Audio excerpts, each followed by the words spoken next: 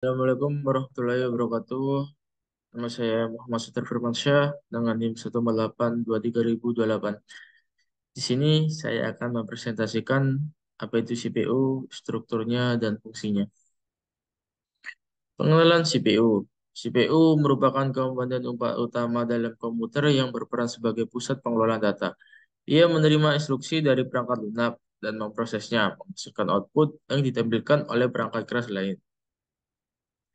Struktur CPU. Struktur CPU ada tiga, yaitu unit aritmetika dan logika, unit kontrol, dan register.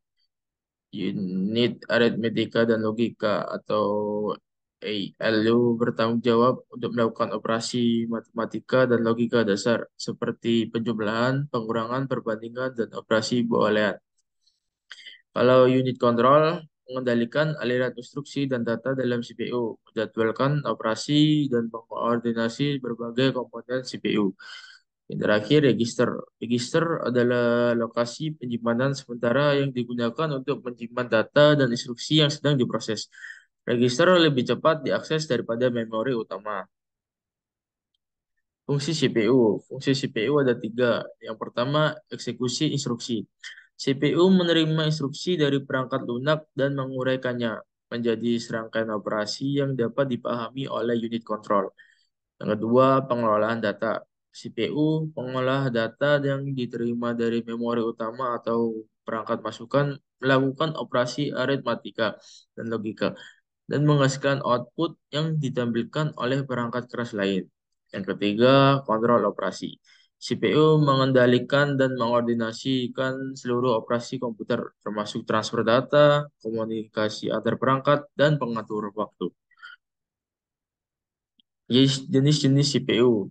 Jenis-jenis CPU ada tiga. Yang pertama CPU single core, CPU multi-core, dan yang terakhir CPU multi-thread.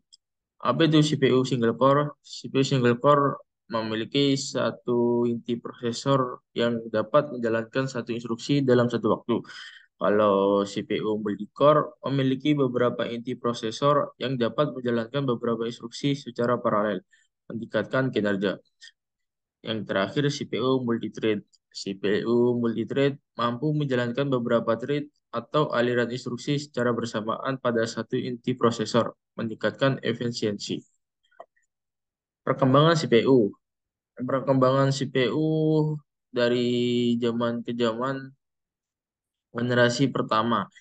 Di tahun 1940, CPU generasi pertama menggunakan tabung vakum dan memiliki kecepatan pemrosesan yang sangat lambat. Lalu di generasi yang kedua di tahun 1950-an, CPU generasi kedua menggunakan transistor yang lebih kecil dan lebih cepat dari tabung vakum. Generasi ketiga di tahun 1960-an, CPU generasi ketiga menggunakan sirkuit terpadu yang memungkinkan pembuatan CPU yang lebih kecil dan lebih kompleks.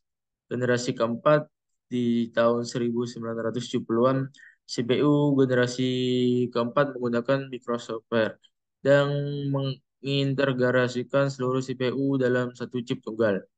Generasi yang terakhir yaitu saat ini CPU generasi yang terakhir menggunakan teknologi pemrosesan yang canggih seperti multi-core dan paralelisme. Arsitektur CPU. Arsitektur CPU ada empat: arsitektur von Neumann, arsitektur Harvard, arsitektur RISC, arsitektur CISC. Yang pertama, arsitektur von Neumann.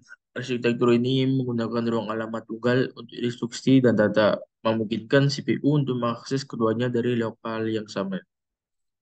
Arsitektur Harvard. Arsitektur ini memiliki ruang alamat terpisah untuk instruksi dan data, memungkinkan akses simultan dan meningkatkan kinerja. Arsitektur RISC atau Reduction Instruction Set Computing. Arsitektur ini menggunakan set instruksi yang lebih kecil dan sederhana, yang lebih cepat dan efisien untuk dijalankan. Paling terakhir, arsitektur CISC atau Complex Instruction Set Computing. Arsitektur ini menggunakan set instruksi yang lebih kompleks dan beragam, memungkinkan CPU untuk melakukan operasi yang lebih rumit dan satu instruksi. Teknologi CPU masa depan. Teknologi CPU masa depan ada berbagai macam. Contohnya komputasi kuantum, neuromorphic computing, komputasi molekuler, komputasi awan. Komputasi kuantum. Teknologi ini menggunakan prinsip-prinsip mekanika kuantum untuk menyelesaikan masalah yang kompleks, menawarkan potensi untuk kinerja yang luar biasa.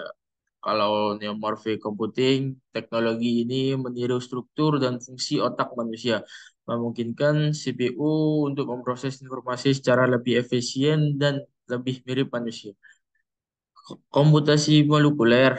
Teknologi ini memanfaatkan molekul untuk menyimpan dan memproses informasi, menawarkan potensi untuk CPU yang sangat kecil dan hemat energi. Dan terakhir, komputasi awan. Teknologi ini memungkinkan penggunaan daya komputasi yang lebih besar dengan menggunakan server jarak jauh, menawarkan fleksibilitas dan skalabilitas yang tinggi. Kesimpulan dari penjelasan saya tadi, CPU adalah jantung komputer yang memungkinkan komputer untuk memproses informasi dan menjalankan program. Perkembangan CPU terus berlanjut sampai masa depan, menghadirkan teknologi baru dan meningkatkan kinerja atau membuka peluang baru dalam bidang komputasi. Terima kasih. Itu sekilas penjelasan dari saya. Kurang lebihnya mohon maaf jika ada salah kata. Wassalamualaikum warahmatullahi wabarakatuh.